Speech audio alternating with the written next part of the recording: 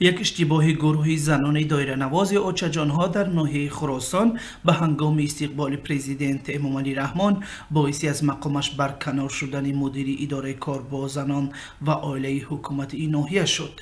هرچند مقامات محلی میگویند زیاده سلام و با خواهش خود و بعدی نوشتنی عریضه به استعفا رفته است، شاهدان و مسئولین میگویند واقعا هم استعفا بعدی خطا کردنی تقدیم آهنگ دسته هنری بود. سفر امامعلی رحمان رئیس جمهور تاجیکستان به ناحیه خراسان و عبدالرحمن جامی روز 9 اوگوست سال جاری صورت گرفت که در برابر بازدید از بخش‌های مختلفی کشاورزی و صنعتی برنامه‌های هنری مردمی نیز راه اندازی شده بود. زیاده سلام و مدیر اداره کار با زنان و عائله حکومت ناحیه خراسان آن روز مسئول تهیه برنامه هنری دسته اوچجان‌ها بود. این دسته در میان دیگر میزبانان در ورزشگاه خراسان دایره در دست باید آهنگ ضربی را به استقبال پرزیدنت اجرا می‌کردند.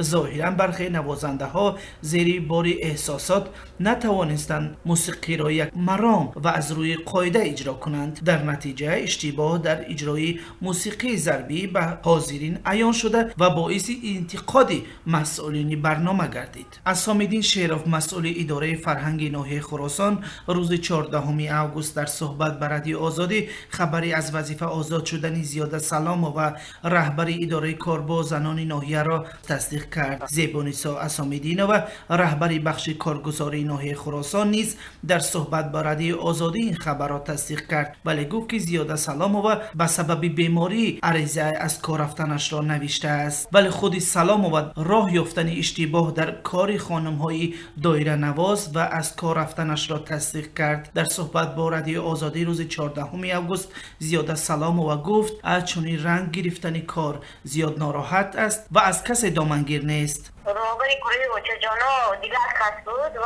باید جواب می‌شد. از زال اعلام کردن معرفی سکتی آزاد از خواب شده رئیس ماهی کابینه خیلی همی کم بود خطایی آن همین دویره ده کمتر اشتباه سر کرد این طرفش کمتر دیرتر سر کرد و به هم تماشایش. حادثه برکناری مسئول اداره زنان ناحیه بیش از همه بانوان دایره نواز را ناراحت کرده است. سعبگل حکمت و رهبر دسته زنان دایره نواز اوچجان‌ها گفت این نخستین بار بود که چنین یک اشتباه راه یافت. با گفته خانم حکمت و سببش هم در احساس شادی و فرح استقبال رئیس جمهور بوده است. همین خیلی کم رو هفتاده هم ده اگه بیچارم چی گناه داشتی چی گناه نداشت و این قضیه کمبودی از زمان کشت بودن آدمای نو بودن از کسی از آدم بودن ایلا آوردیم با یا همین خیلی خیلی داشتن اگه ما قد هیچی گفته نمیتونم برای چی ما رو هفتاده شده بگیم خیلی ما کمبودی کرد بگم خیلی ما مرد ننوخته زیرا یکان کس گناه نداره گناه خیلی ما بود که ما موجود زدیم هیجان زده شدن و یا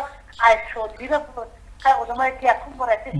در ناحیه خراسان که در حدود ولایت ختنان جایگیر است حدود 55,000 زن زندگی میکنند. روزی سفر پرزیدنت به این ناحیه زیاده از 1000 نفر زنان و دختران در برنامه‌های مختلفی فرهنگی و هنری و استقبال پرزیدنت جلب شدند. سفر رئیس جمهور به مناطق تاجیکستان اگر به هدف آشنایی با وضع اجتماعی و اقتصاد ناحیه و ولایت‌ها صورت گیرد، از سوی دیگر برای ساکنان محلی شانس روبرو شدن سرور دولت می باشد. مقامات محلی آمادگی به پیشواز پرزیدنت را در آستانه این سفرها ماها پیش شروع می کند و بسیار شرکت کنندگان برنامه‌های هنری برای خود افتخار می دانند که در برابر شخص اول هنری خود را نمایش دهند. در گذشته بارها پرزیدنت از میان مردم عادی استعدادهای نو را کشف کرد و در معرفی و پیشنهاد هنرشان در تلویزیون و صحنه‌های کلان سپارش ها می دهد.